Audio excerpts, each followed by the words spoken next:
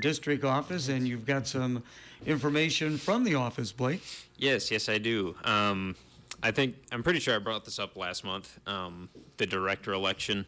But yeah, we're still having that. The deadline's the 23rd this month.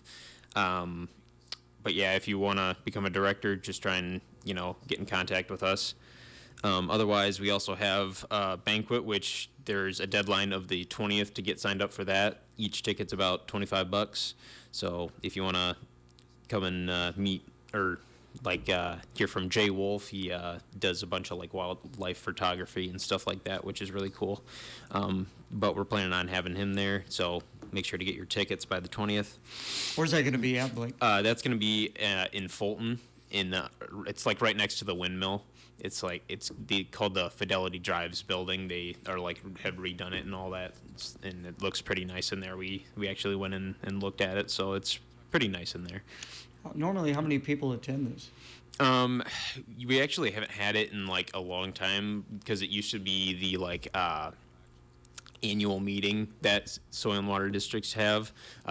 But since then, they haven't really had one in a long time, and the board members wanted to, do one again and to see if we could, get it up and going again. So it's been a while since, Okay. A couple years since they last had one. So. All right. Newsletter. What's that about? Yeah, so the newsletter, we're going to be having a newsletter if you want to, send two out each year, one during the summer, one during the winter. So if you want to get one of those, for an email newsletter, you just let us know, email us, contact us, put your email on that list, and then you can get those updates. So it's just kind of a general run through of sales items and, the fish and tree sales that we usually have, which should be coming soon.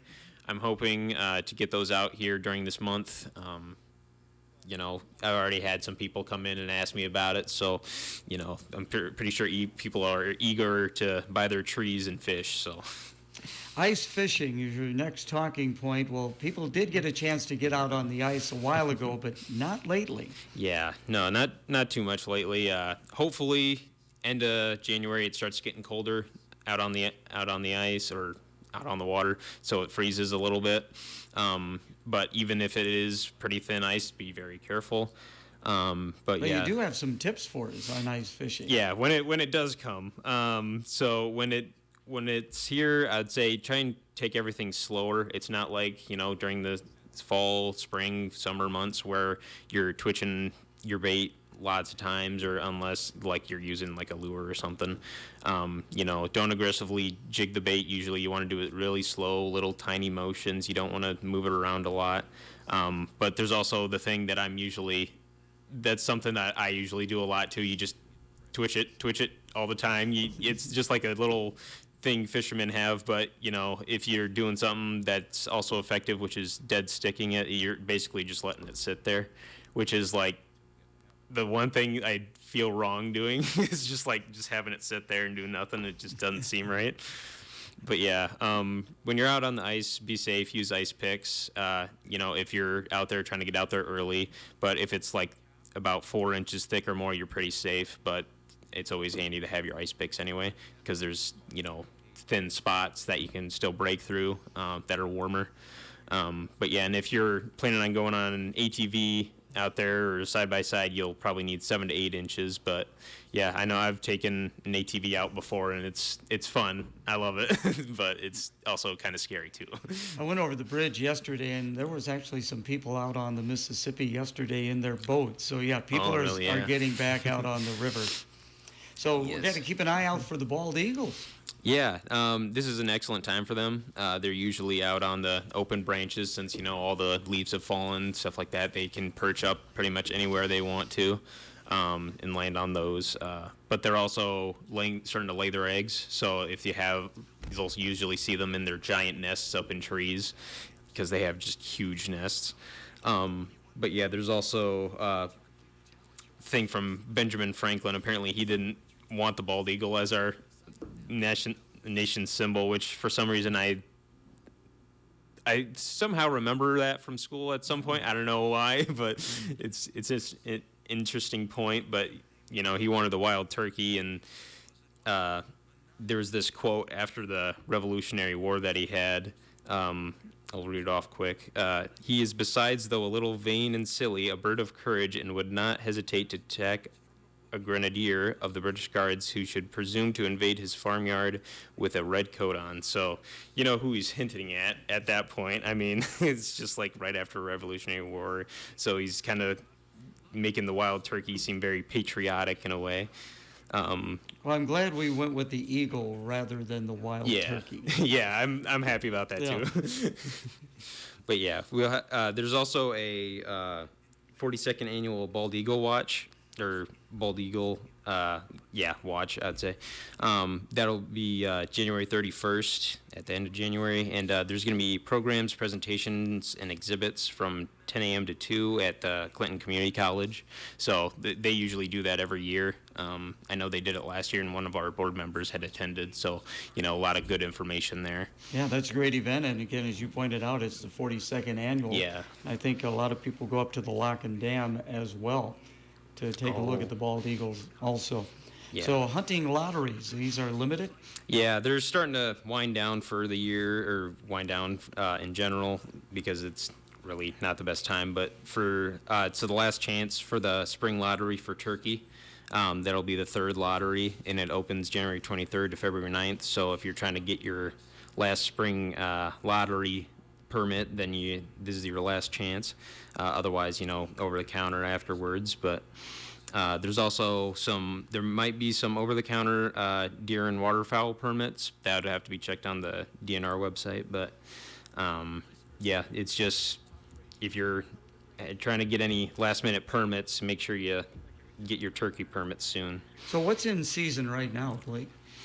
Season right now, there's actually not too much. I know like a lot of like smaller animals it's like all ending now. I mean, turkeys are kind of just ending.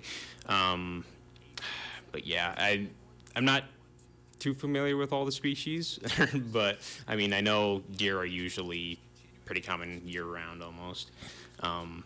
But yeah, I wouldn't be too sure. I would probably have to check in on the DNR website again with a huge list of everything that they have. Yeah, that'd be a good idea. Again, visiting with Blake from the Whiteside County. So the USDA batching deadlines.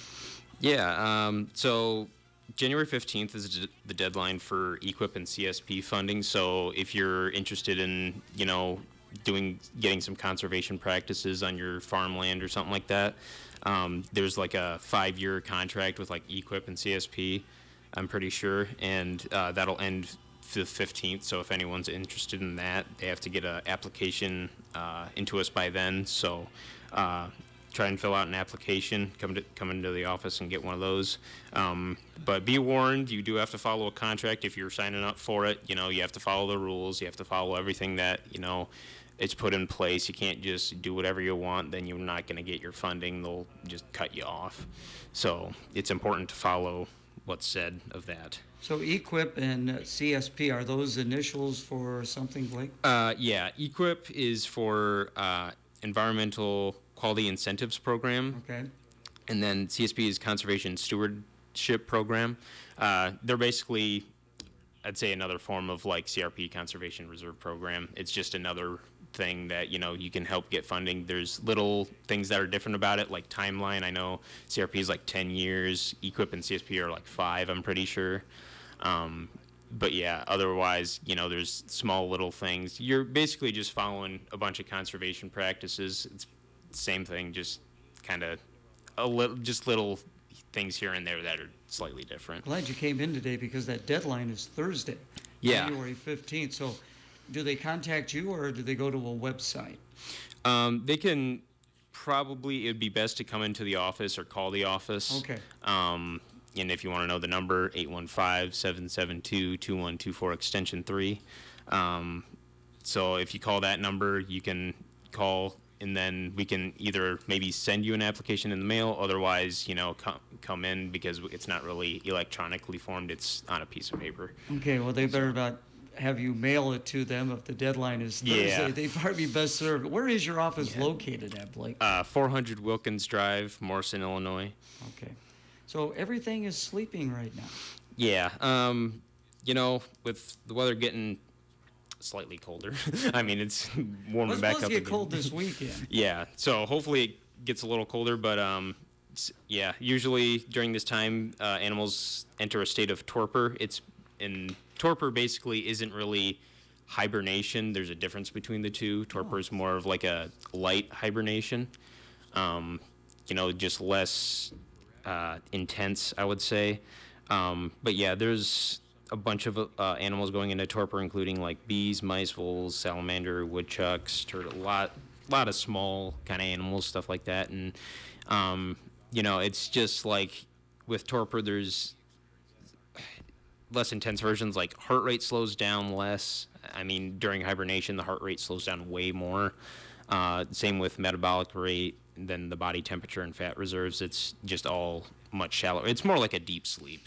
I have never heard of that term before, torpor. Yeah, no, it's weird because I thought about it before. Like I've never heard about it before at college, and then once I heard about it at college, I'm like, wow, that's interesting. Like it's just like you think everything hibernates, but that's not what it is. It's a different state because it's torpor. It's just much less intense. So it is that time of year that we make New Year's resolutions. So what do you got for us there, Blake?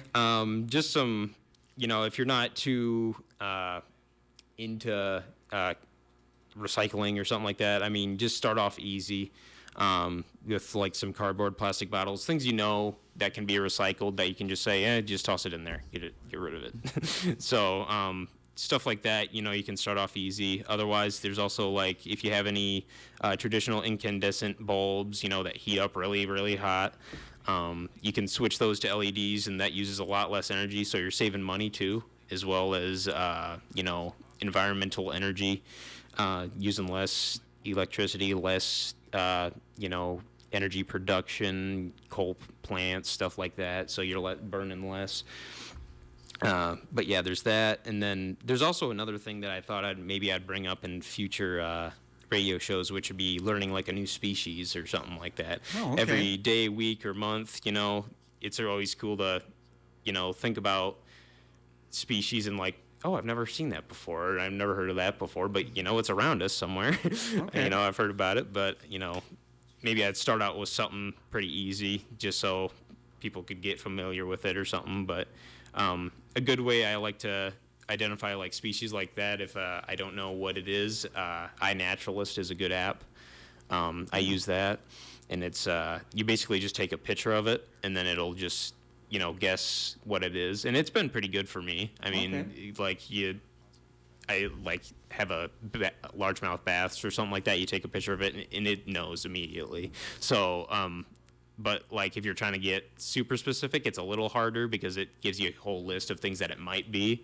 So then you just kind of look through, try to match it up the best you can.